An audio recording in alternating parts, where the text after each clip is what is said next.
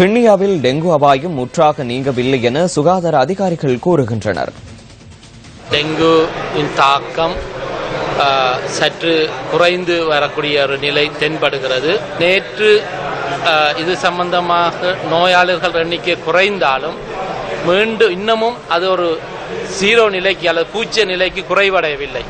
பொதுமக்கள் கடந்த காலங்களில் தங்களுடைய சூழலை சுத்தமாக பேணி வைப்பதற்கு செய்த முயற்சிகள், அவருடைய அவதானங்கள் தொடர்ந்தும் இதை பேணப்பட வேண்டும். இல்லாத பட்சத்தில் மீண்டும் ஒரு அனர்த்த நிலைக்கு முகம் கொடுக்க வேண்டிய நிலை ஏற்படும். திருகோணமலை மாவட்டத்தில் 7 சுகாதார அத்தியட்சகர் பிரிவுகளில் டெங்கு நுளம்புகளின் பெருக்கம் கட்டுப்படுத்தப்பட்டுள்ளதாக சுகாதார அமைச்சு தெரிவித்துள்ளது. அமைச்சினால் முன்னெடுக்கப்படும் டெங்கு ஒழிப்பு செயற்பாடுகளினூடாக எதிர்வரும் 2 வாரங்களில் தற்போதைய நிலையில் பாரிய மாற்றத்தை ஏற்படுத்த முடியும் என சுகாதார அமைச்சு விடுத்துள்ள அறிக்கையில் தெரிவிக்கப்பட்டுள்ளது.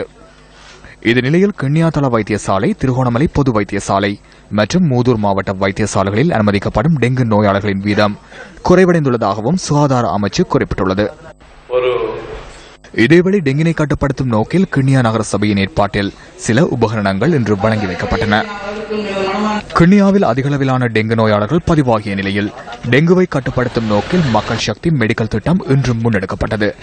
பாடசாலைகள் மற்றும் பொது இடங்களில் டெங்கு நுளம்புகள் பரவுவதை தடுக்கும் வகையில் புகை விசிறும் நடவடிக்கை இன்று 2வது நாளாகவும் முன்னெடுக்கப்பட்டது.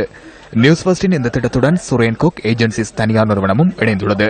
கிண்ணியாவில் டெங்கு நுளம்பு பரவும் இடங்கள் அடையாளம் காணப்பட்டு அவற்றை சுத்திகரிக்கும் சிரமதான பணிகள் மக்கள் சக்தி மெடிக்கல் திட்டம் மூலம் கடந்த புதன்கிழமை ஆரம்பிக்கப்பட்டமை குறிப்பிடத்தக்கது.